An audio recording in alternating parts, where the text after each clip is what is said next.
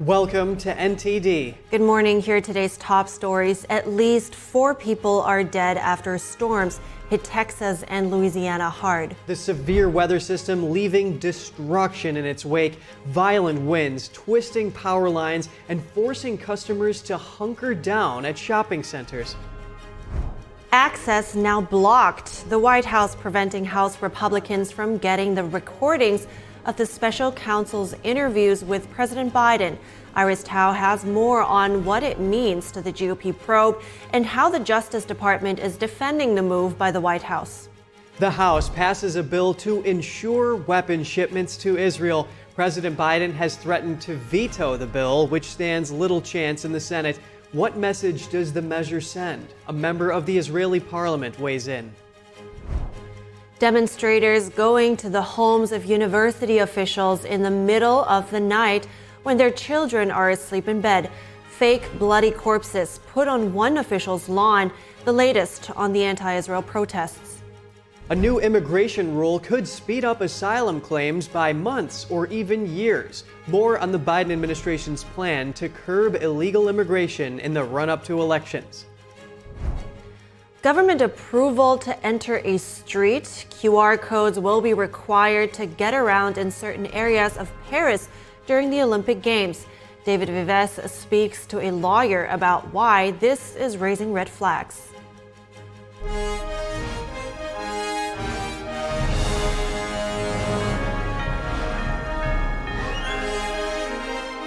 This is NTD Good Morning. Live from our global headquarters, here are Evelyn Lee and Kevin Hogan. Welcome to NTD. Welcome and happy Friday. Today is May 17th. Yeah, it's just so sad. Can you believe what's happening down south? Forecasters have announced a level 4 out of 4 flood threat, and they're saying it's a nightmare scenario. Well, it definitely looks like one from what we've been hearing, and I really feel for everybody in the area. Now, 10 million people are under tornado watch.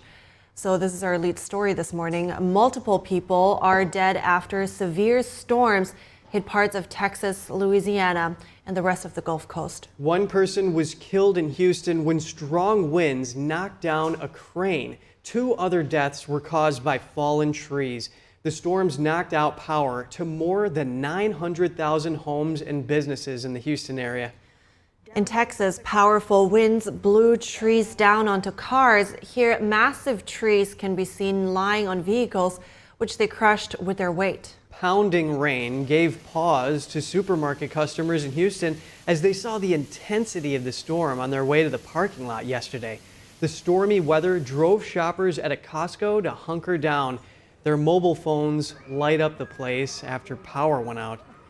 Skyscrapers in the Texas city took a beating as severe weather blew out windows from at least 2 downtown Houston buildings yesterday. Transmission lines were tangled into a twisted mess, and some power lines were sparking during the storm. Power flashes were seen in other locations. Rain blew into Minute Maid Park here, cascading down as shoppers looked on, while the baseball field at Texas A&M was also drenched. Over to Louisiana, where strong winds and heavy rains hit early Friday. The storms caused flooding streets as torrential downpours have continued to deluge the city since April. Rainfall in the past 2 weeks exceeded 600% of the norm. The Weather Forecast Office for New Orleans and Baton Rouge issued a flash flood warning through Saturday. Going from nature to the legal system, as the prosecution's case against former President Trump winds down, the defense is pushing hard to show the jury that star witness Michael Cohan cannot be trusted to tell the truth. NTD's legal correspondent Arlene Richards has the highlights from yesterday's cross-examination. Former President Trump looked on Thursday as his defense attorney peppered key witness Michael Cohan with questions about his lies. Cohan endured a full day of questioning aimed at showing the jury that the prosecution's star witness could not be trusted to tell the truth. Attorney Todd Blanche confronted Cohan with his own prior testimony, as well as key documents raising doubts about the overall case. Cohan testified on Tuesday that he frequently ridiculed Trump, even selling T-shirts. On Thursday, Cohan admitted to saying he was happy when the DA indicted Trump and that he hopes Trump will go to prison. The defense confronted him with testimony he made on Tuesday about calling Trump on October 24, 2016 at 8:02 p.m. Cohan had said he told Trump the deal with Stormy Daniels was done and reassured him that everything was okay. But the defense showed him text messages he had with Trump's bodyguard also on October 24, 2016. Cohan was complaining about a 14-year-old who was prank calling him. At 8:01 p.m., the bodyguard said, "Call me." Phone records show Cohan called the bodyguard's phone number and spoke for less than 2 minutes. Cohan said he didn't recall the conversation about the 14-year-old because prosecutors hadn't shown him those documents when he met with them. In other testimony, Cohan admitted that the payment to Daniels was legal. He also said he sent Trump false invoices that said pursuant to a retainer agreement when there really wasn't an agreement, and that Trump falsely signed checks for those invoices. On cross-examination, he admitted that he was an employee and he didn't need a retainer agreement. The defense will complete its cross-examination of Cohan on Monday. Court will not be in session on Friday, so Trump can attend his son's graduation. Arlene Richards, NTD News. Closing arguments are expected to begin on Tuesday. The defense said if they call any rebuttal witnesses, it will be done on Monday. Former President Trump is receiving support from House Republicans. Several GOP members gathered yesterday in New York City to express their dissatisfaction with the trial. There is literally no branch of government that Michael Cohen has not lied to. He lied to investigators. He lied to the judge who sentenced him. He lied to the United States Congress. This is a crooked sham trial to try to hurt the nominee who's going to be the president of the United States, whether or not they like it. We have a judge whose daughter is making money. We have a judge whose family is enriching themselves on what's happening today. And if a former president can be targeted by a woke and corrupt judge, then you can be targeted as well. Several congressional Republicans have characterized the trial as politically motivated, some calling it evidence of a two-tiered justice system. Trump is facing 34 counts of falsifying business records related to alleged hush money payments. He has denied any wrongdoing and pleaded not guilty to all charges. The White House saying tapes of President Biden's special counsel interviews are privileged and thus out of Republicans' reach. It's sparking former President Trump to again decry a two-tiered justice system. NTD's White House correspondent Iris Tao has more. President Biden has now asserted executive privilege to block House Republicans from getting the audio recordings of his interviews with special counsel Robert Hur. The Justice Department and the White House defending President Biden's actions, saying it's to avoid chilling future witnesses. Watch.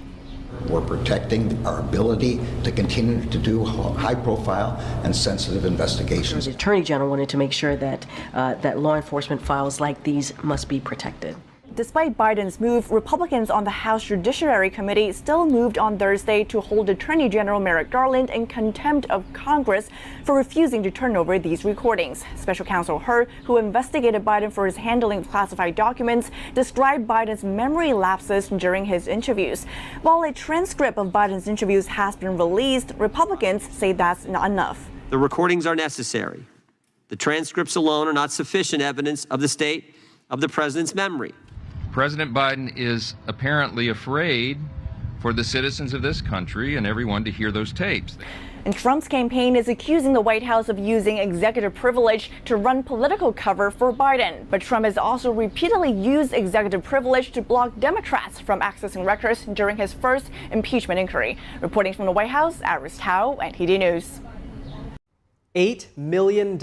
That's how much Robert F. Kennedy Jr.'s running mate is donating toward their independent bid for the White House. Nicole Shanahan says her donation aims to challenge the dominance of the two-party system.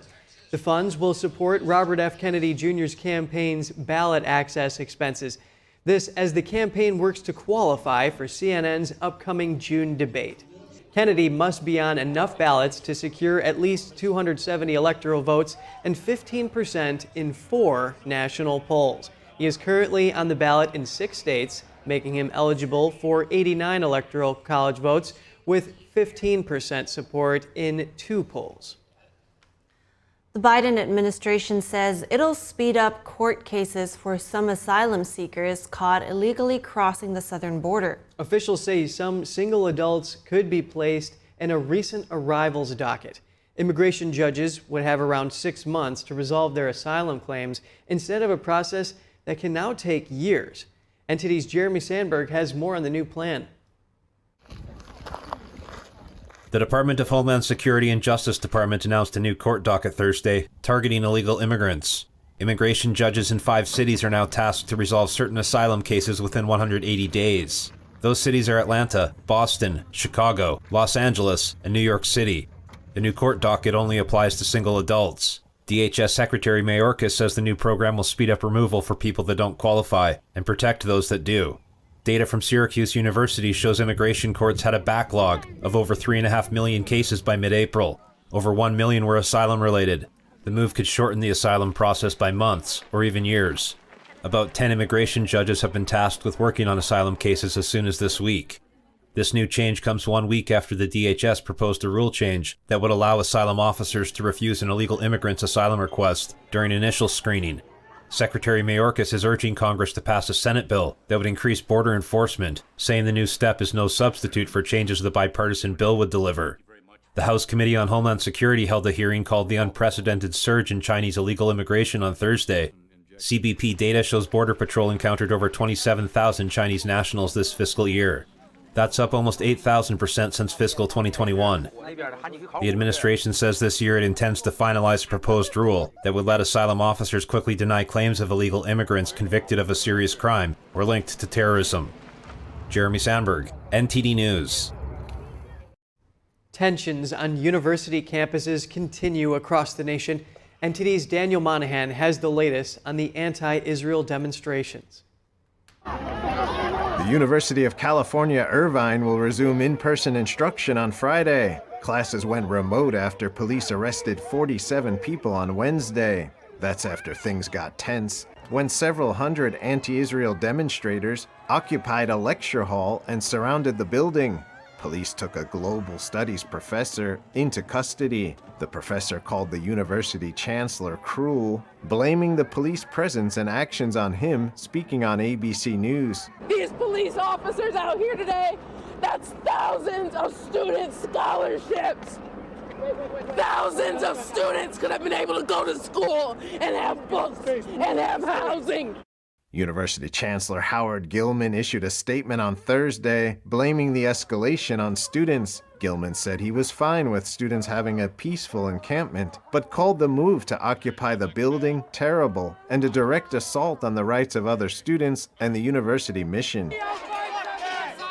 At Berkeley in California, protesters continue to occupy a condemned building. Police say a group broke in on Wednesday with sticks and bolt cutters, broke windows and spray-painted walls. The Jewish Community Relations Council Bay Area shared images on X showing what it called anti-Semitic graffiti on the walls. They wrote, "The Star of David, the most recognizable symbol in Judaism, is seen equated with a swastika. This is not protest, this is pure hate."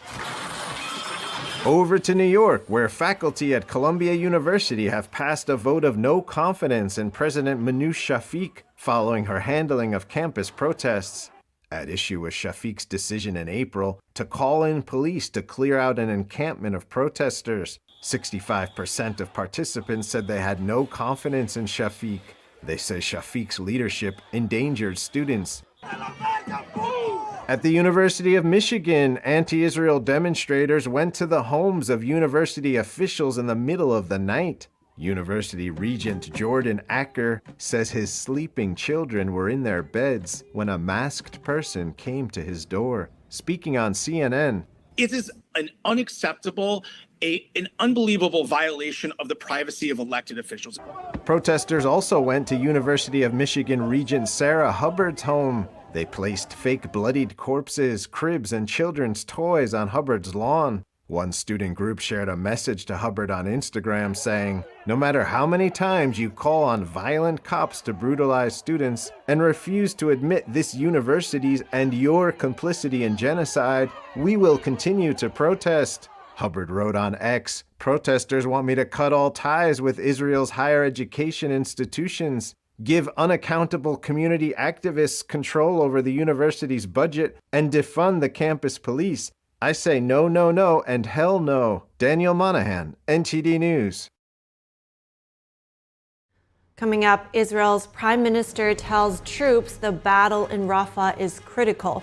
The UN says at least 600,000 civilians have evacuated as operations continue. Israel says ground operations in Rafah remain limited in scope as Defense Minister Yoav Gallant says more forces will be joining soon. The House passes a bill to ensure weapons shipments to Israel. President Biden has threatened to veto the bill, which stands little chance in the Senate. What message does the measure send? A member of the Israeli parliament weighs in when we come back.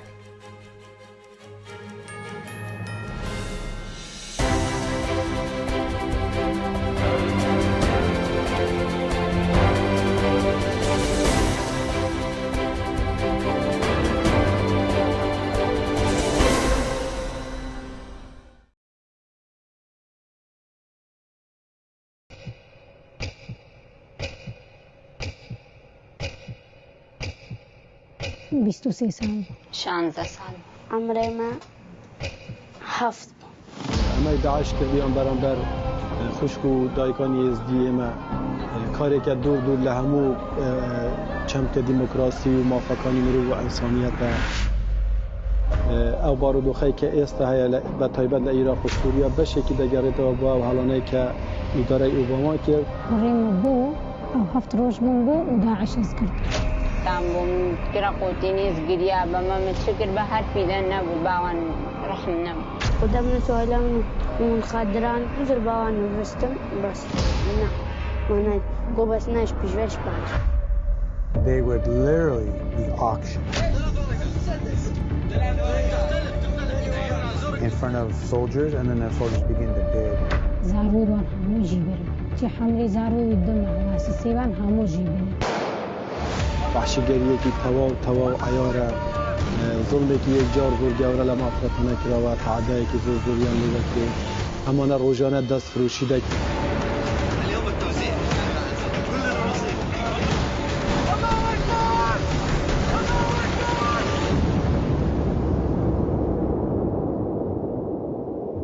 Imagine being a child, you know, having a child mentality and these evil people come and wheel you away from the only safety you've ever known.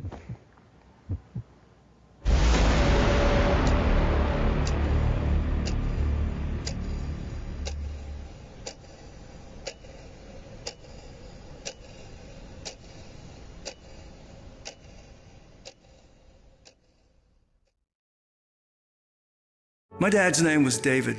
He always talked about getting life insurance, and now it's too late. No one was expecting my husband Dave to suffer from a heart attack. We didn't have life insurance. We thought we had more time. Don't be Dave, and don't wait until it's too late to get the life insurance coverage you need. And if you don't have enough insurance to cover funeral costs, credit card debt, and other expenses, your family is going to get stuck with the bill. Call now to get affordable life insurance. Just call 800-494-1562. If you're over 50, you can't be turned down for this insurance, regardless of your health. Plus, there's no medical exam, no health questions. Your rate will never go up. Your coverage will never go down. And rates start as low as $5 a week.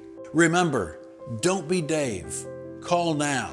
Call now. 800-494-1562.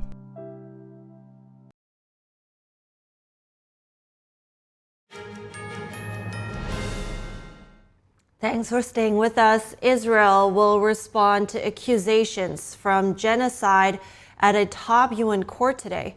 This after South Africa urged judges to order a ceasefire yesterday. South Africa told the 15-judge panel that Israel's attacks in Rafah must be stopped. South Africa's ambassador to the Netherlands asked judges to order Israel to immediately and unconditionally withdraw all its forces from the Gaza Strip. Israel's foreign ministry accused South Africa of acting as the legal arm of the Hamas terrorist organization. The ministry called the claims morally and factually distorted. It says Israel's military abides by international law and that Hamas is using South Africa to exploit the international court. South Africa's legal team accuses Israel of threatening the very survival of Palestinians in Gaza. Israel denies the charges and says it only targets Hamas. It says Rafah is the last stronghold of the terrorist group. Meanwhile, the UN Security Council met to discuss the hostage crisis yesterday. The U.S. focused the meeting on condemning hostage-taking as a psychological tool of terrorism. Israel says military operations in Rafah remain limited in scope. The IDF says operations in 2 other parts of Gaza are ongoing. An IDF spokesman says the operation in eastern Rafah is aimed at finding tunnels. He said the IDF killed over 100 terrorists and recovered ammunition, including anti-tank missiles, over the last 10 days. Israel's defense minister says more forces will join the ground operation in Rafah. He says the operation will intensify. Israeli Prime Minister Benjamin Netanyahu called the fighting in Rafah critical. He told troops yesterday their actions in the decisive battle would help end the war. Netanyahu also acknowledged the deaths of 5 Israeli soldiers killed by friendly tank fire Wednesday. He said Rafah is not just the last of Hamas's battalions, but also their oxygen pipes for escape and resupply. The UN says at least 600,000 Palestinians have been forced to evacuate Rafah since May 6th. The House of Representatives has approved legislation requiring the Biden administration to swiftly deliver all military aid to Israel as authorized by Congress. The bill not only mandates prompt action, but also serves as a test for House Democrats' allegiance to President Biden's policy on Israel. NTD's Luis Martinez has more. This Thursday, the House of Representatives passed the Israel Security Assistance Support Act. The bill, if it reaches the president's desk, would force the White House to send to Israel all congressionally approved security assistance within 15 days. Majority Leader Steve Scalise and House Republican leadership held a press conference urging senators to pick up the bill and also calling on congressmen to make a decision. Let's listen. And if you're not supporting Israel, you're supporting Hamas, a terrorist organization.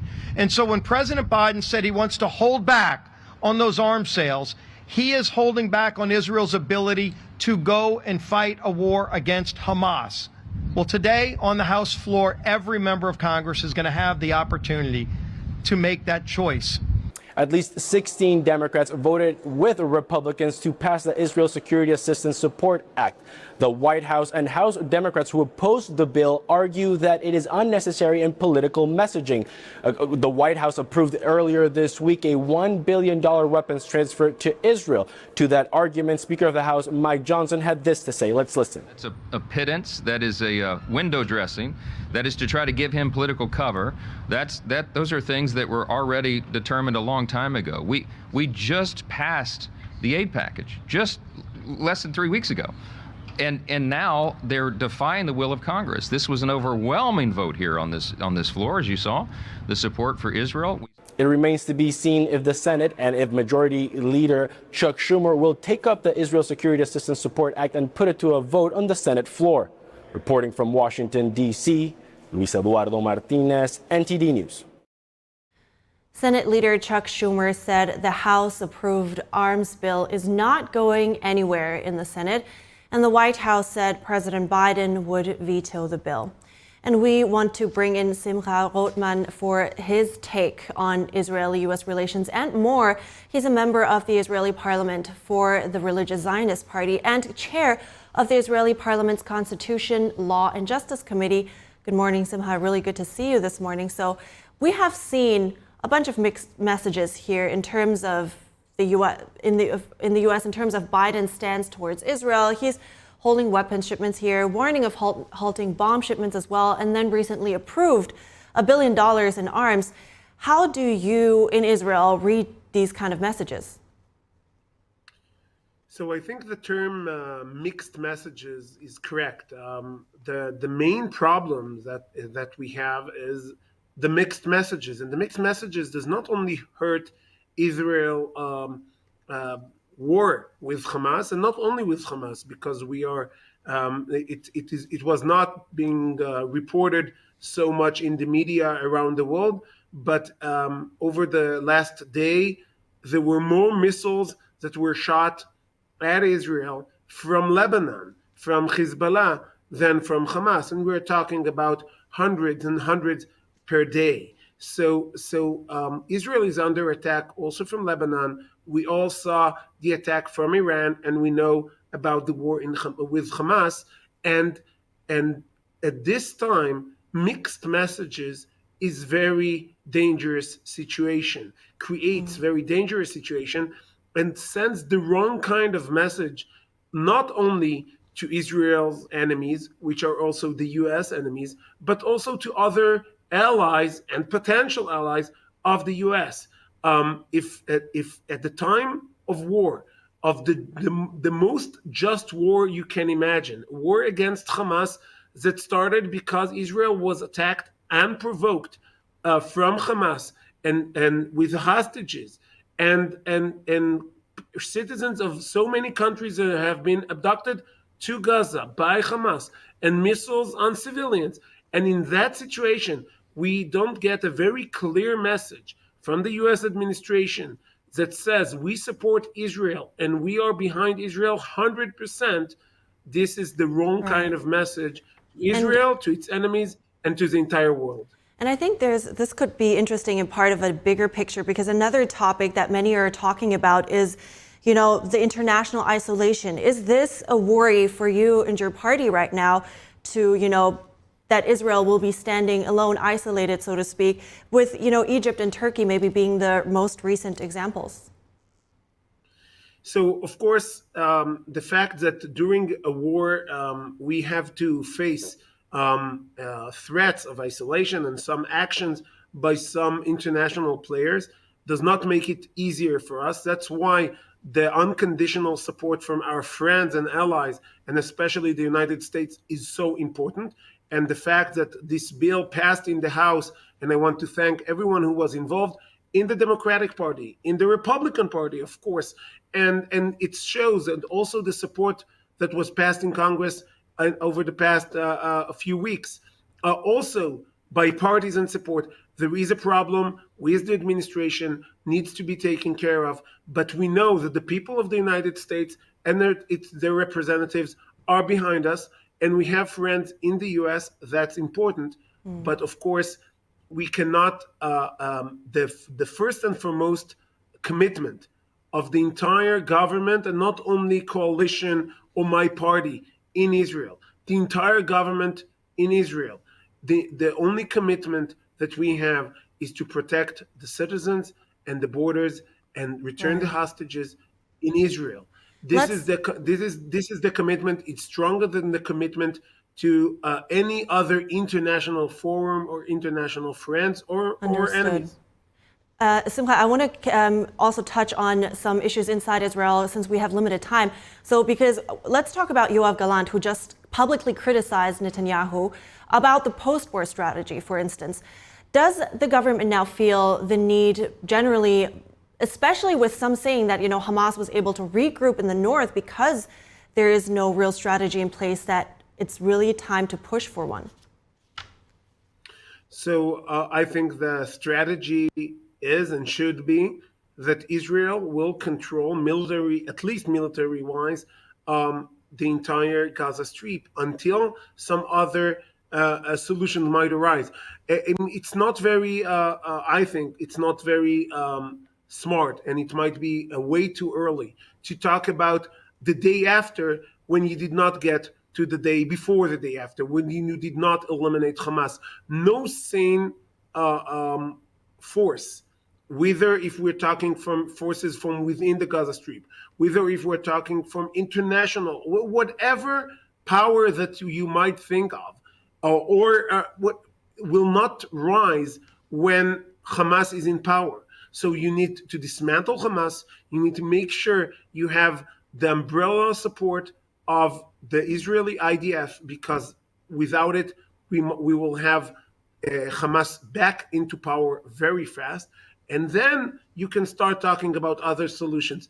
Now, when Hamas is in power, before we eliminated Hamas, before we cut on the ways of supplies from the tunnels in Rafah, from Egypt to Gaza Strip, no sane player, again, internal, external, or whatever, will take any responsibility of Gaza, because the people there will just be murdered like Hamas. I have to remind everyone, in 2005, Israel went out of the Gaza Strip.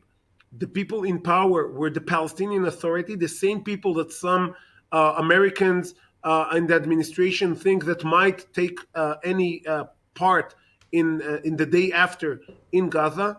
It took less than a year for Hamas to take over, kill them, throw them from windows, and get rid of them and take over the Gaza Strip. We cannot return for the mistakes of the past. Okay, I hear that there is definitely some getting together to do in the Israeli parliament still, since people seem not to be on the same page, based on what we heard from Yoav Gallant as well. But thank you so much, Simcha Rotman, for also giving us your stance on this. I appreciate it. Thank you very much. And the stance that stand against Palestinians taking over Gaza Strip, especially now, is the vast majority of the public in Israel and, of course, the coalition. All right. Thank you so much. Thank you. Coming up, Texas Governor Greg Abbott pardons a former Army sergeant convicted of killing an armed BLM protester. Abbott rebukes the prosecution, saying the DA's office tried to withhold evidence. We'll bring you those details after the break.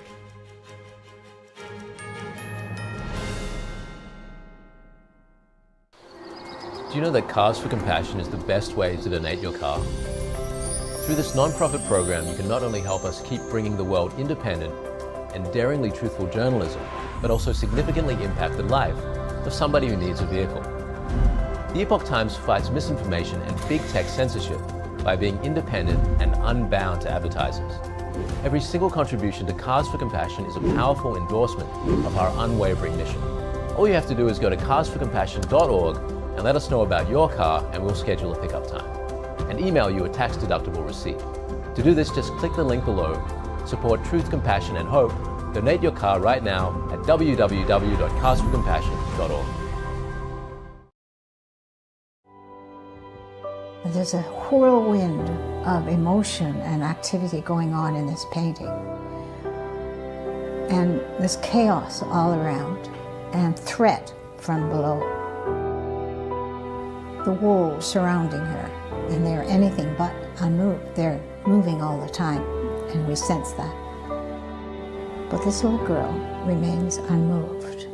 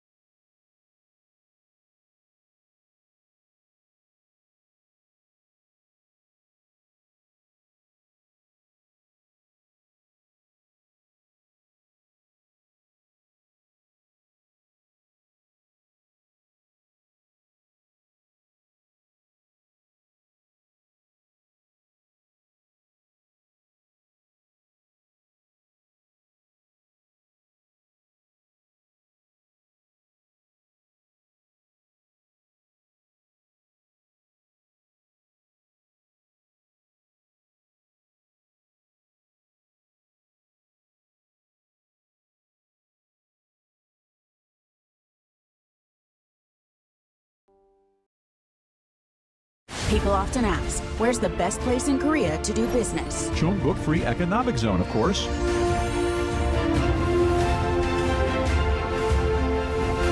Take the first step to a successful investment and enjoy a bright future with CP Petchu.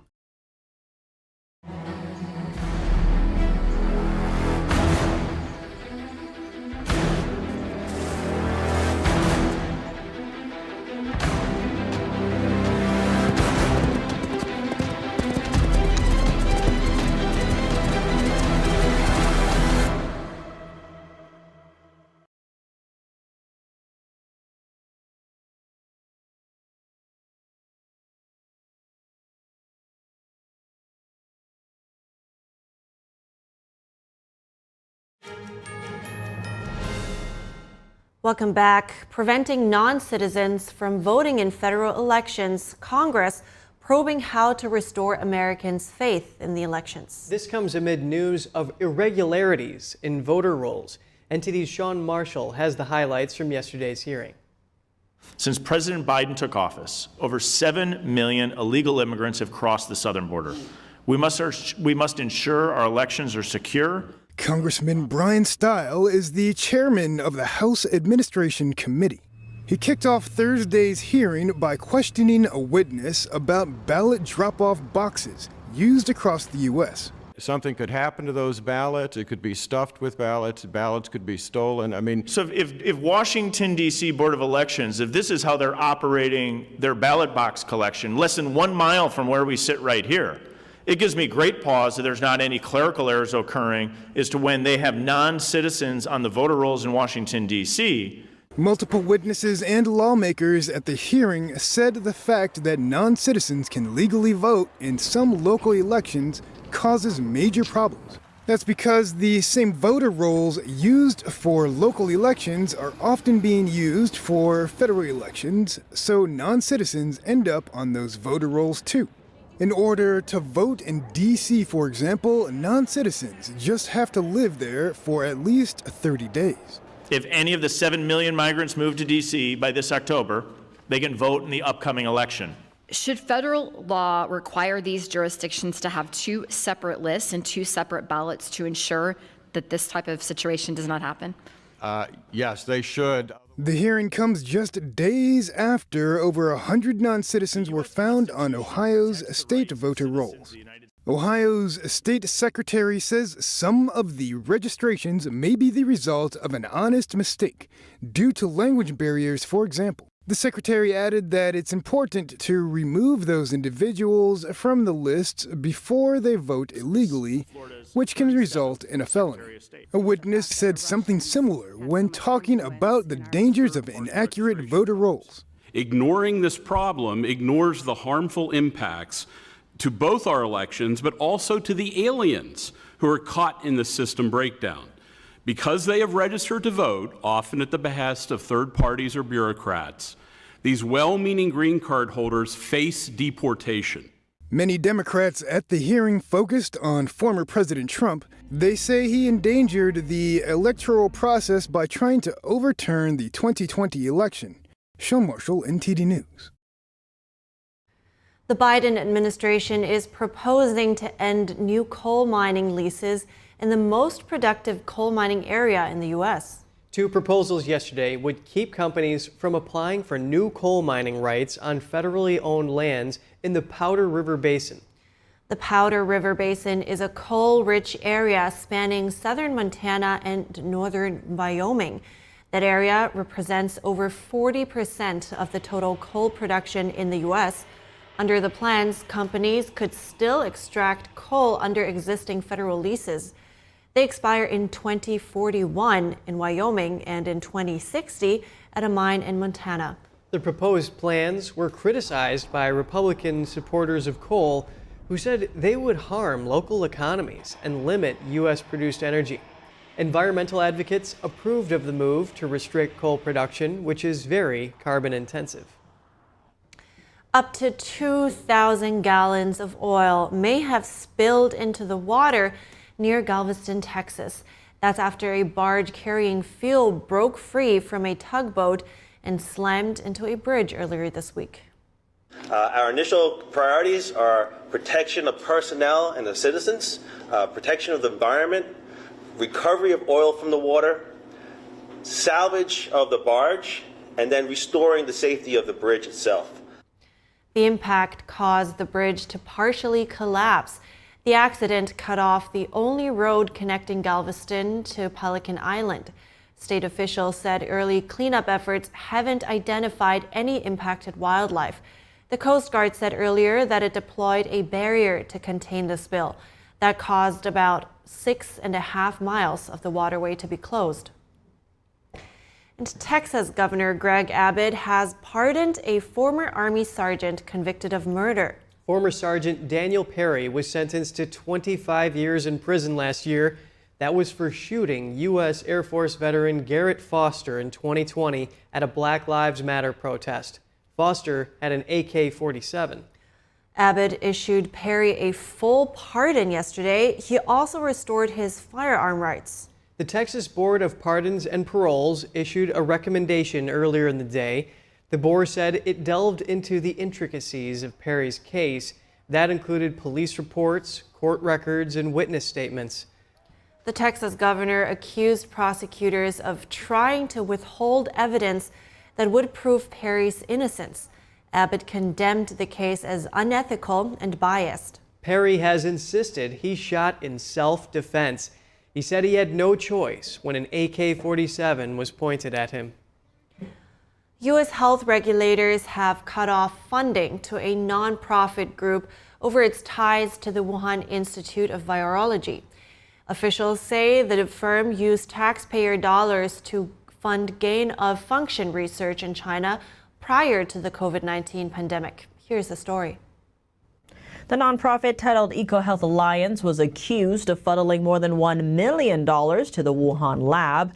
According to the U.S. Department of Health and Human Services, the organization did not properly monitor the lab's compliance with the guidelines of a multi-million-dollar federal grant. What's more, that money was reportedly used to fund studies on coronaviruses found in bats. Some of that research specifically involved extracting genetic sequencing from bat samples and testing out transmission of the viruses from bats to humans. Aside from stripping funds, the Department of Health and Human Services is also trying to cut EcoHealth off, making it ineligible to receive new funds for years or even decades. The latest decision stems from a hearing on the House Select Subcommittee on the coronavirus pandemic. U.S. officials said U.S. taxpayer dollars cannot be used to conduct gain-of-function research, which requires modifying a virus to make it more infectious. Many have questioned whether Wuhan Institute of Virology is responsible for unleashing the COVID-19 virus to the world. Up next, the U.S. is taking tougher actions on Chinese imports linked to forced labor. This as new data shows most imports from Vietnam are made of parts produced in China. NTD's host of Business Matters breaks it down for us. And in a historic shift of U.S. drug policy, the Biden administration formally moves to reclassify marijuana as a less dangerous drug. Critics say the move is backed by politics, not science. That and more after the break.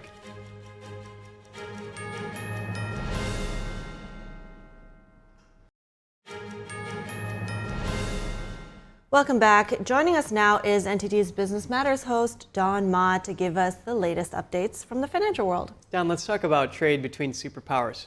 Yeah, so the U.S. is trying to reduce trade here with China by hiking tariffs. We've seen that a couple of days ago with Biden's announcement. So it's turned increasingly to Vietnam, apparently, for imports after that.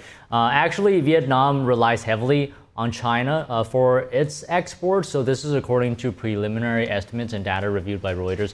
So the inflows from China appear to be matching the value and export swings to the U.S. in recent years. One economist says this could be seen as Chinese firms skirting additional tariffs. And the data also shows that much of what Vietnam exports to Washington is made parts of produced in China. The U.S. imports over $114 billion worth of goods from Vietnam. This is last year, and that's more than double compared to 2018. So, you know, moving away from China to Vietnam a little bit still indirectly is sort of benefiting China to some degree, at least.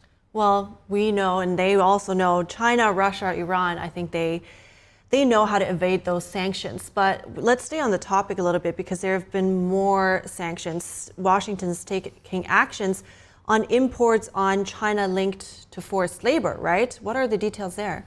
Yes, so the U.S. is blocking imports from 26 Chinese cotton traders or warehouse facilities, and this was announced yesterday. It's part of an effort to eliminate goods made with forced labor, particularly of those Uyghur minorities, from the U.S. supply chain. So it wants to remove that from the U.S. supply chain. And the companies are the latest additions to the Uyghur Forced Labor Prevention Act entity list. It restricts the imports of goods tied to what the U.S. government has characterized as ongoing genocide of minorities in China's Xinjiang region. So the Secretary of Homeland Security says these designations helps companies conduct due diligence to keep products of forced labor out of the country here. And that's important because Xinjiang itself, I don't think exports much itself, but it does a lot through intermediaries. So it's good that this kind of risk is being recognized. Let's switch topics now. Let's talk about the automobile industry, because GM and LG have agreed on a $150 million relief fund for customers. What happened?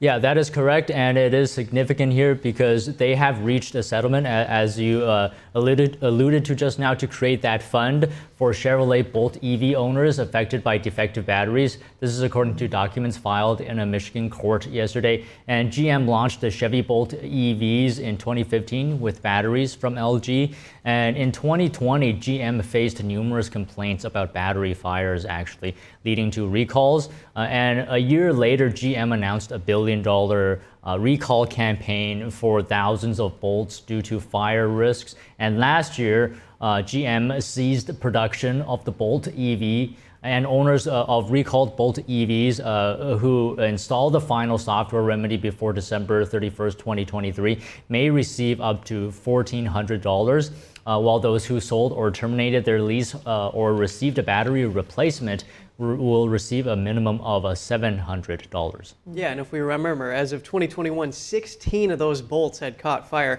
At the time, there were no reported deaths or injuries. Let's move on. CVS is launching a new snack brand. What is it?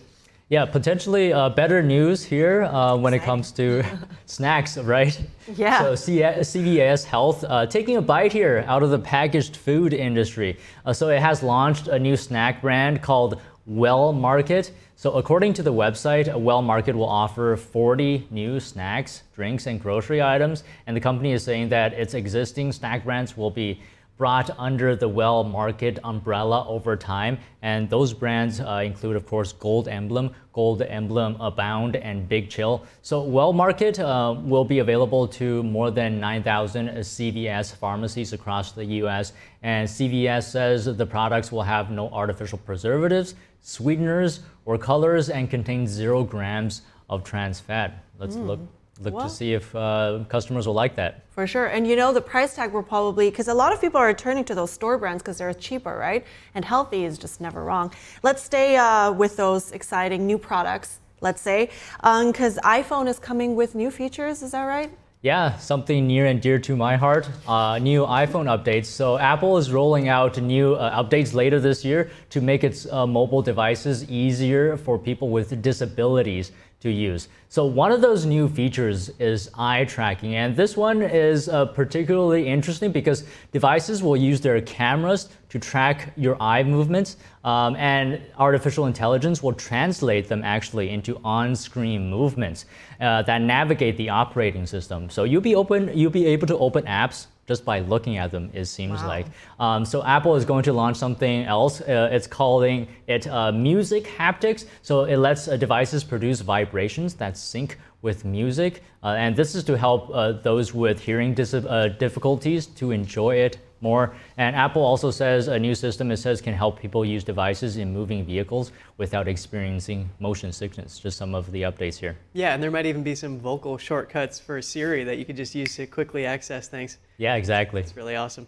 Don Ma, host of Business Matters, thank you. Thank you. And the Justice Department is formally moving to reclassify marijuana as a less dangerous drug. This marks a significant shift in drug policy under the Biden administration. This is monumental. Today, my administration took a major step to reclassify marijuana from a Schedule I drug to a Schedule III drug. It's an important move toward reversing long-standing inequities. The proposed rule would move marijuana away from its current classification as a Schedule I drug alongside heroin and LSD. It would instead be a Schedule III substance alongside ketamine and some anabolic steroids. The Justice Department sent the rule to the Federal Register, and the Drug Enforcement Administration will open a 60-day public comment period next. The move comes after a recommendation from the Department of Health and Human Services. The agency launched a review of the drug's status at the urging of President Biden in 2022. Critics say the move could lead to harmful consequences and that the election year move is driven by politics, not science. The announcement could help Biden boost dwindling support, particularly among younger voters. Up next, government approval to enter a street. QR codes will be required to get around in certain areas of Paris during the Olympic Games. David Vives speaks to a lawyer about why this is raising red flags. That story and more in just a minute.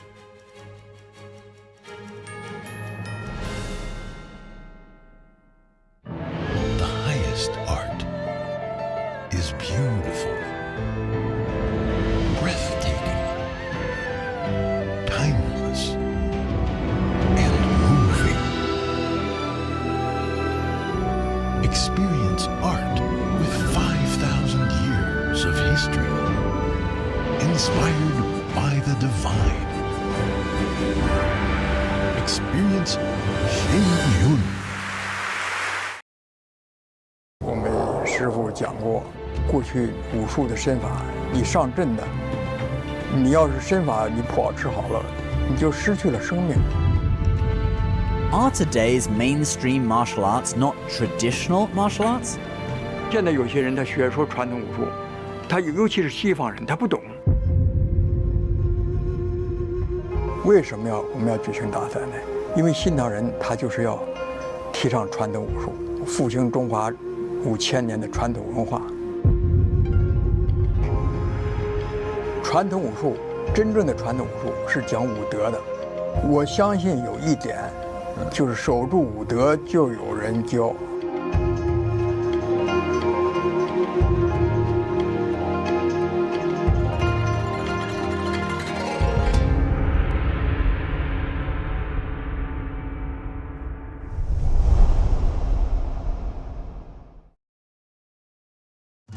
Say goodbye to harsh, bitter coffee and hello to a delicious, smooth brew.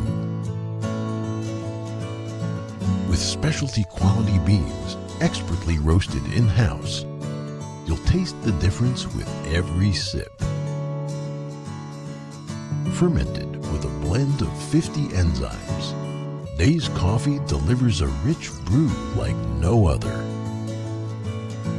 Made with the highest grade specialty beans available, you're sure to taste the difference.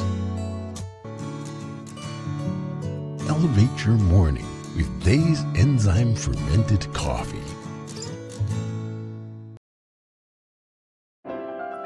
The glory of piano masterpieces from the Baroque, Classical, and Romantic periods. New Tang Dynasty Television invites you to join the 2024 NTD International Piano Competition. Together, we preserve and revitalize the art of authentic classical piano music. October 14th to the 19th at the Kaufman Music Center in New York City. Apply now at piano.ntdtv.com. When they learn something new and you can just see in their faces, it's such an incredible moment. It's those moments that are my favorite.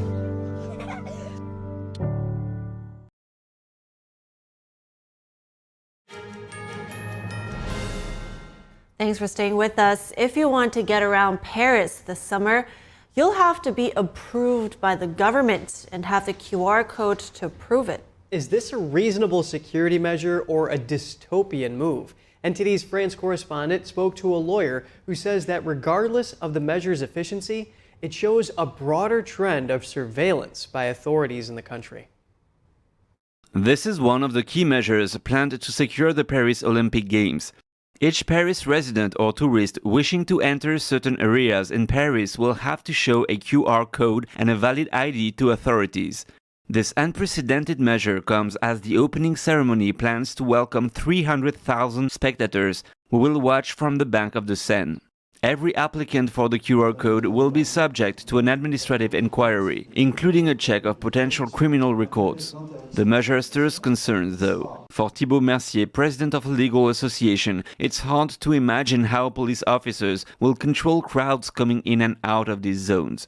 His association is appealing to Paris Administrative Court to suspend the move. It's going to take an incredible amount of time scanning all the QR codes of people passing by, and it's going to make life miserable for Parisians who will no longer be able to access their city. He says this QR code reminds him of security measures during COVID, when privacy and freedom of movement were taken away. During the COVID, we were given a QR code based on the fact that we had either been tested or vaccinated. Now it's exactly the same thing.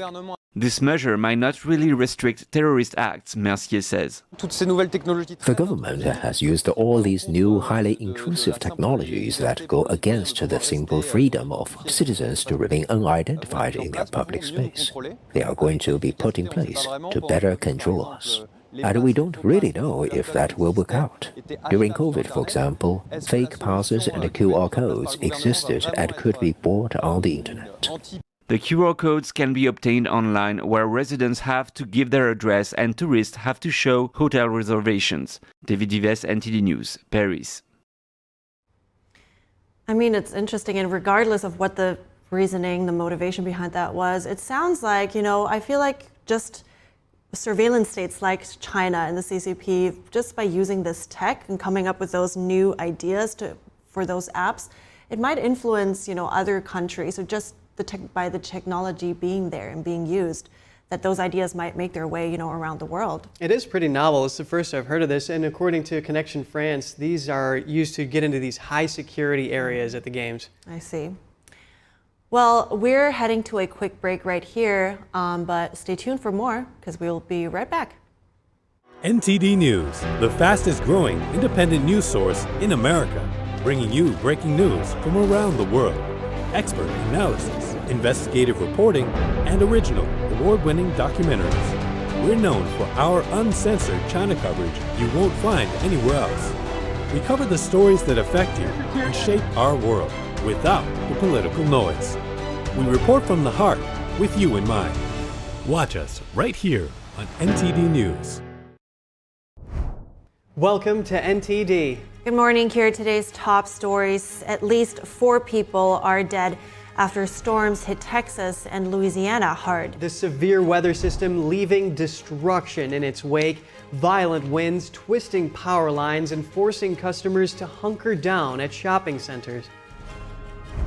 Access now blocked. The White House preventing House Republicans from getting the recordings of the special counsel's interviews with President Biden, what it means to the GOP probe, and how the Justice Department is defending the move by the White House. A new immigration rule could speed up asylum claims by months or even years. More on the Biden administration's plan to curb illegal immigration in the run-up to elections. The 14th annual Indie Series Awards celebrate the best in independently produced scripted entertainment for the internet. We'll bring you some of the award nominees and series cast members.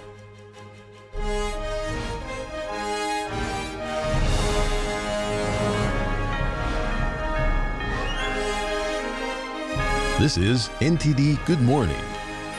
Live from our global headquarters, here are Evelyn Lee and Kevin Hogan. Welcome to NTD. Welcome. Today is Friday, May 17th, and today's top news. Our lead story this morning, multiple people are dead after severe storms hit parts of Texas, Louisiana, and the rest of the Gulf Coast. One person was killed in Houston when strong winds knocked down a crane. 2 other deaths were caused by fallen trees. The storms knocked out power to more than 900,000 homes and businesses in the Houston area. In Texas, powerful winds blew trees down onto cars. Here, massive trees can be seen lying on vehicles, which they crushed with their weight. Pounding rain gave pause to supermarket customers in Houston as they saw the intensity of the storm on their way to the parking lot yesterday. The stormy weather drove shoppers at a Costco to hunker down. Their mobile phones light up the place after power went out. Skyscrapers in the Texas city took a beating as severe weather blew out windows from at least 2 downtown Houston buildings yesterday. Transmission lines were tangled into a twisted mess, and some power lines were sparking during the storm. Power flashes were seen in other locations. Rain blew into Minute Maid Park, where here cascading down as shoppers looked on, while the baseball field at Texas A&M was also drenched. Over to Louisiana, where strong winds and heavy rains hit early Friday. The storms caused flooding streets, and torrential downpours have continued to deluge the city since April. Rainfall in the past 2 weeks exceeded 600% of the norm. The Weather Forecast Office for New Orleans and Baton Rouge issued a flash flood warning through Saturday. We're moving on to international news. Russian President Vladimir Putin wrapped up his 2-day visit to Beijing today. His trip to China is symbolic of deepening ties between the two countries as tensions with the West grow. Yesterday, Putin spoke with Chinese regime leader Xi Jinping about trade, energy, and security. They also discussed the wars in Ukraine and Gaza, as well as Taiwan's sovereignty. Russia said it welcomes China to play a role in bringing a diplomatic solution to the war with Ukraine. This comes after Russia launched a surprise attack across the border into northeastern Ukraine this month, with Ukrainian civilians reportedly trying to flee the Kharkiv region. And we learn more about the impacts of this visit from Kervin Oquin. He's the former lead intelligence, surveillance, and reconnaissance coordinator for the U.S. Army and the host of This Week Explained podcast. Kervin, it's great to have you with us on this important topic. Specifically, how does the growing partnership between Russia and China affect Russia's warfighting ability in Ukraine? Well, it doesn't affect the warfighting ability. Obviously, China has sent over munitions covertly to Russia, but there's not going to be any sort of broad Chinese approval of what's going on in Ukraine. See, she's been very careful about trying to remain neutral, but what's going on here with this summit is basically just diplomatic symbolism. So the two leaders have come together. China sees what's going on within the Indo-Pacific in the United States. The United States has brokered deals with the Philippines, Japan, South Korea. And so China sees themselves just like Russia did whenever, just before they invaded Ukraine, that we are being surrounded by adversaries. And so we need to do something. We need to have support on this. And so Xi requested Putin to come over to Beijing, have these discussions to show the world, especially the West, that they are together and they are a strong partnership. I understand what you're saying, Kervin. And of course, China buying Russian oil following the initial invasion there is certainly going to bolster the pocketbook of the Kremlin there as it pursues its goals. What do stronger ties between Russia and China mean for the world order? Well, it means that Russia, China, Iran, they are becoming isolated. So they look at this and they've dubbed themselves the Global South. This is a term that came out during the Vietnam War, the Global South. And the Global South sees the West as a true adversary, as an enemy, not only to their countries, but to stability and security in the entire globe. So this is just forming up those alliances, similar to what we saw during World Wars I and II.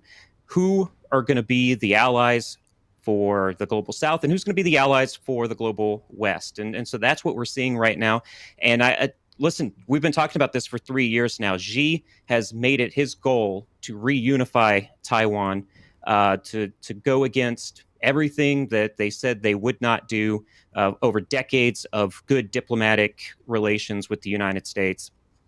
And their plan is to go into Taiwan within the next 2 to 3 years. I've even got it as close as 2025 for that invasion, and China's going to need support when they do that. Yeah, and there have been a lot of war game simulations about that as well. What does the Chinese regime mean when it says it wants to play a role in settling the Ukraine war, settling this politically? Yeah, so last year, Xi Jinping and the CCP put out a 12-step plan for peace within Ukraine. Unfortunately, that peace in Ukraine meant that whatever Russia wanted, Russia's going to get. So Russia had annexed certain regions within Ukraine, and in China's plan, they said that those regions would stay aligned with Russia. Ukraine has come back and said, we will not agree to that. This is not something that is conducive to security or the freedom of their own borders. And they knew that if they did agree to that, Putin would have the ability to continue that western march through Ukraine and hit other countries like Moldova, Georgia, those Eastern European countries. Thank you for the analysis this morning. Kervin Okwin, the former lead intelligence, surveillance, and reconnaissance coordinator for the U.S. Army. Thank you. The House passed a Republican-led bill Thursday that would prevent President Biden from withholding weapons to Israel. The final vote was pretty much along party lines, with 16 Democrats voting with the Republicans to pass the bill. The measure would also require delivery of any weapons withheld within 15 days of the bill's enactment. However, the bill is unlikely to be taken up in the Democratic-controlled Senate. The White House has also said Biden would veto the bill if Congress passes it. The Biden administration has paused the shipment of some bombs to Israel, citing opposition to the weapons being used in the densely populated city of Rafah. Last week, Biden faced pushback from lawmakers in both parties after he said he would halt some shipments of weapons if Israel invades Rafah. And now going to the legal system here in the U.S. As the prosecution's case against former President Trump winds down, the defense is pushing hard to show the jury that star witness Michael Cohan cannot be trusted to tell the truth. NTD's legal correspondent Arlene Richards has the highlights from yesterday's cross-examination. Former President Trump looked on Thursday as his defense attorney peppered key witness Michael Cohan with questions about his lies. Cohan endured a full day of questioning aimed at showing the jury that the prosecution's star witness could not be trusted to tell the truth. Attorney Todd Blanche confronted Cohan with his own prior testimony, as well as key documents raising doubts about the overall case. Cohan testified on Tuesday that he frequently ridiculed Trump, even selling T-shirts. On Thursday, Cohan admitted to saying he was happy when the DA indicted Trump and that he hopes Trump will go to prison. The defense confronted him with testimony he made on Tuesday about calling Trump on October 24, 2016 at 8:02 p.m. Cohan had said he told Trump the deal with Stormy Daniels was done and reassured him that everything was okay. But the defense showed him text messages he had with Trump's bodyguard also on October 24, 2016. Cohan was complaining about a 14-year-old who was prank calling him. At 8:01 p.m., the bodyguard said, "Call me." Phone records show Cohan called the bodyguard's phone number and spoke for less than 2 minutes. Cohan said he didn't recall the conversation about the 14-year-old because prosecutors hadn't shown him those documents when he met with them. In other testimony, Cohan admitted that the payment to Daniels was legal. He also said he sent Trump false invoices that said pursuant to a retainer agreement when there really wasn't an agreement, and that Trump falsely signed checks for those invoices. On cross-examination, he admitted that he was an employee and he didn't need a retainer agreement. The defense will complete its cross-examination of Cohan on Monday. Court will not be in session on Friday, so Trump can attend his son's graduation. Arlene Richards, NTD News. Closing arguments are expected to begin on Tuesday. The defense said if they call any rebuttal witnesses, it will be done on Monday. Former President Trump is receiving support from House Republicans. Several GOP members gathered yesterday in New York City to express their dissatisfaction with the trial. This is just the latest in a string of prominent GOP politicians visiting the courthouse this week. Several congressional Republicans have characterized the trial as politically motivated, some calling it evidence of a two-tiered justice system. Trump is facing 34 counts of falsifying business records related to alleged hush money payments. He has denied any wrongdoing and pleaded not guilty to all charges. And the White House saying tapes of President Biden's special counsel interviews are privileged and thus out of Republicans' reach. It's sparking former President Trump to again decry a two-tiered justice system. NTD's White House correspondent Iris Tao has more. President Biden has now asserted executive privilege to block House Republicans from getting the audio recordings of his interviews with special counsel Robert Hur. The Justice Department and the White House defending President Biden's action, saying it's to avoid chilling future witnesses. Watch. We're protecting our ability to continue to do high-profile and sensitive investigations. The Attorney General wanted to make sure that that law enforcement files like these must be protected. Despite Biden's move, Republicans on the House Judiciary Committee still moved on Thursday to hold Attorney General Merrick Garland in contempt of Congress for refusing to turn over these recordings. Special counsel Hur, who investigated Biden for his handling of classified documents, described Biden's memory lapses during his interviews. While a transcript of Biden's interviews has been released, Republicans say that's not enough. The recordings are necessary. The transcripts alone are not sufficient evidence of the state of the president's memory. President Biden is apparently afraid for the citizens of this country and everyone to hear those tapes. And Trump's campaign is accusing the White House of using executive privilege to run political cover for Biden. But Trump has also repeatedly used executive privilege to block Democrats from accessing records during his first impeachment inquiry. Reporting from the White House, Iris Tao, NTD News. A new immigration rule could speed up asylum claims by months or even years. More on the Biden administration's plan to curb illegal immigration in the run-up to the elections. And the 14th annual Indie Series Awards celebrate the best in scripted digital entertainment. We bring you interviews with nominees and cast members after the break.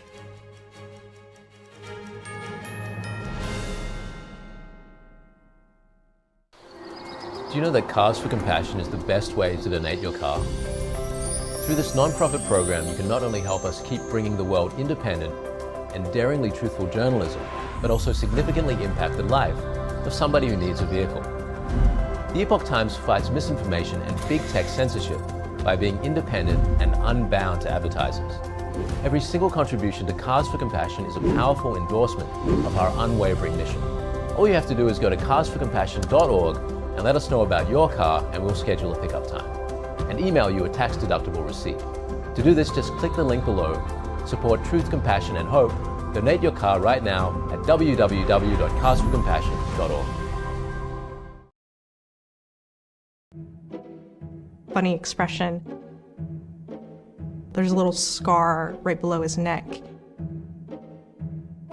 The artist, on a trip to somewhere in South America, he met this kid who told him a story about himself.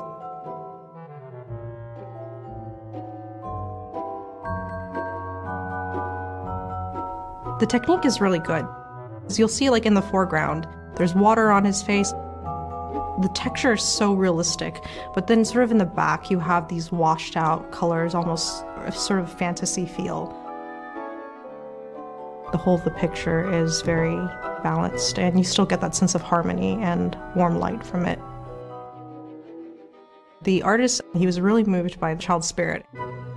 The child's from the slums, and so he looks around and he sees people who either get into drugs or they get into gangs, and he doesn't want that for himself. So he was telling this artist about how he's going to make a better life for himself. The immense spirit and determination that the kid had really stuck with the guy, so that's why he painted such a large portrait of the child.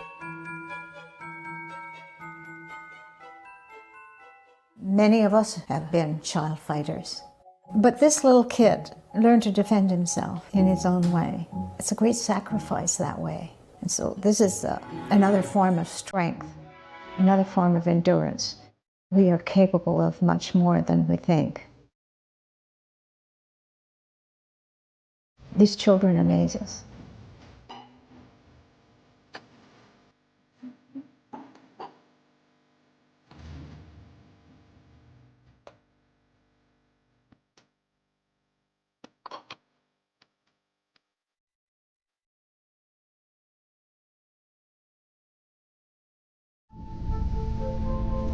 After 15 years of smoking, Eva Marie quit.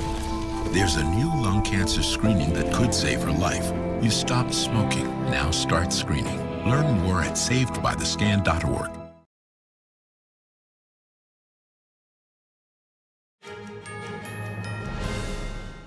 Welcome back. The Biden administration says it'll speed up court cases for some asylum seekers caught illegally crossing the southern border. Officials say some single adults could be placed in a recent arrivals docket. Immigration judges would have around 6 months to resolve their asylum claims instead of a process that can now take years. Immigration judges in 5 cities are now tasked to resolve certain asylum cases within 180 days. Those cities are Atlanta, Boston, Chicago, Los Angeles, and New York City. About 10 immigration judges have been tasked with working on asylum cases as soon as this week. Data from Syracuse University shows immigration courts had a backlog of over 3.5 million cases by mid-April. Over 1 million were asylum related. And switching gears, amid the potential rise of gas prices on the West Coast, cyclists are celebrating the 30-year anniversary of the Bay Area Bike to Work Day. They pledged to log 30,000 miles on their bicycles. NTD's David Lamb reports. Mike Murtaugh is one of many bike enthusiasts riding to work today. He says there's health benefits and sometimes... Some people maybe not, but for me it could. Depending on the time of the year, I can pass by the traffic and get to work faster on my bicycle and burn no gas. Amid gas prices potentially rising on the West Coast, that's from Nevada and Arizona, fearing companies may reduce supplies. With Murtaugh, he says he bikes to work regularly and shares one car with his wife, keeping a schedule on who gets to use it.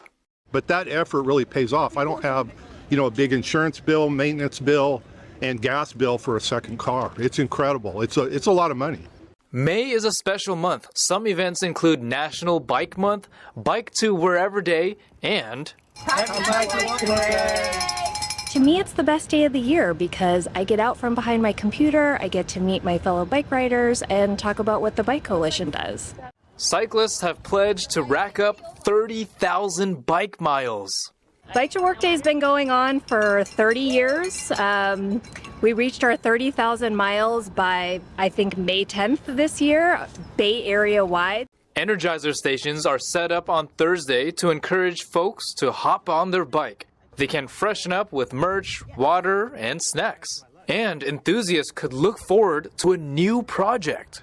Central Bikeway is a 10-mile concept of a bike superhighway that travels from Santa Clara all the way east to the Berryessa BART station. It's going to be entirely on street, but physically protected from cars. The design process is expected to kick off next year. In Santa Clara, California, David Lamb, NTD News. I like it. Yeah. I like it. And he made some really great points. I just feel like, it's a great way also to just start your day. Some fresh air, a little bit of exercise. Yeah, good for the body system overall. You get out and get moving. Sit in the car too long, it can just be hard on the lower back. Right? Yeah, I agree. Well, that sounds definitely fun. You save on gas, but you got to eat more, though. Foot power. Yeah, now you're asking the real questions. How much more money do you spend on Grenade? But I think it's worth it. I have, in Europe, people are very dedicated. I know this one colleague, by the way, side story, that used to bike from Queens all the way to Manhattan every day in the summer. That's vacation. That's like several miles. German. Yeah. One way. Nice. Yeah, well, here out in these counties, they have the Bike Champion of the Year. They award someone who gets people encouraged to get on their bikes and go do it. Yeah, maybe we'll see more one day. All right. We're moving on to the next story because the 14th Annual Indie Series Awards celebrates the best in scripted digital entertainment. NTD's Ruby Lovell brings us interviews with award nominees and cast members. Let's take a look. I'm here at the Colony Theatre, which is going to be hosting a 14th Annual Indie Series Awards. which rewards, honors, and recognizes the amazing creativity and talent of scripted producers in the web format. I spoke with some of the hosts and nominees to see why this gala event is so prestigious in recognizing the huge talent. So I'm here with Patricia Darbo. Everybody knows that she's a legend. She has been gracing our screens for over 30 years. I just look around and there's so many wonderful people here What tonight. talent. Oh, And so you're hosting today. I am. I mean, I've been fortunate to host a lot of times, but I just can't tell you how much talent is in this room. I mean, look around. I'm just so impressed. We are here tonight to celebrate the creatives of the 14th annual Indie Series. All the best talent of 2023. Now, did you also win an Indie Awards? For Studio City. It's coming back. Sean's working on it. We're working for the second season. It's now going beyond what we want. There are 38 categories that will be awarded today, such as Best Director, Cinematography, Best Lead Supporting Actress. The list goes on. There are a number of times where we played husband and wife on television. We've gone on quite a run playing husband and wife, yeah. Yeah, we're playing husband and wife on Shrinking now on Apple TV Plus. Tell us about why these awards are important, you think, for independent scripted. I think that waiting as artists, you can't wait for people to say yes to you being creative. You have to be able to create without waiting for an audition or somebody to say, yes, you get to play this part. We're nominated for 17 awards. It's called Keith Versus. I went back and looked. It is the most nominations ever for a comedy. I'm just proud of all of the people because I made it with my friends and my wife. Keith Versus. Future is in our hands because it's about the creatives. And I want you to understand that it's about you. Congratulations on Complicated Atlanta. Thank you. Yes, thank you. Now, you are a line producer for that. Tell us about this show. It is fresh. It's about, young adults really getting into the Atlanta scene, discovering themselves, discovering what they want to do with their lives after college. 16 nominations. Why Complicated Atlanta was so much fun to make? Why was it so much fun? Because it was just authentic stories. It was about real life and us growing up as millennials and trying to figure out our way through life. This is an amazing show. This is an amazing cast. Now, you are Carla, you are Best Director. Yes. Jason Mitch, you star in this really funny comedy series. We were nominated for 11 Indie Series nominations. 11. Two supporting actors. We're Best Actors, Best Director, Best Writing. Best Writing, Best Series. It was a lot. What did you win for? And tell us. Best Original Song. It's called Pulling Away. You tell me what I did, tell me what I said, just online. It's originally from my EP Beloved that I dropped in 2020, but it was featured on Love Undone, which is the series that I was nominated with. But the opportunity came to submit the song, and they loved it, and they put it in one of the episodes, and so here we are. This has been Ruby Lovell at the 14th Annual Indie Series Awards here in Burbank. NTD. Nice. All these talented people coming together. Yeah, really exciting. And these film festivals, the Gotham Film and Media Institute has one coming up June 4th in New York City. Mr. and Mrs. Smith is one of the nominees. Oh, really? Yeah. Wow, that's cool. Well, I think that's also for indie films. It's a really great thing to have because there's so much more. Oftentimes they put such innovative storytelling. They look very distinctive. And the creativity that somebody can put into that's so powerful. So I think it's great that they honor these people. Good to get off the beaten path a little while and watch an indie flick. Awesome. All right. We are ending our show right here, but be sure to stay tuned for NTD's News Today broadcast that starts at 10 a.m. Eastern Time today. And for round-the-clock original news coverage, visit us at ntd.com or download our NTD app. That's right. Thanks for watching. I'm Evelyn Lee. And I'm Kevin Hogan.